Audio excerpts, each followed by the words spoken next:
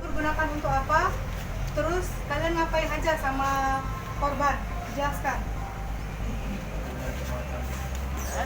Sama siapa aja? Berdua rapi aja. Sama siapa? Kamu robek duitnya. Kamu ancam dengan itu pedang. Kenapa dapat duit?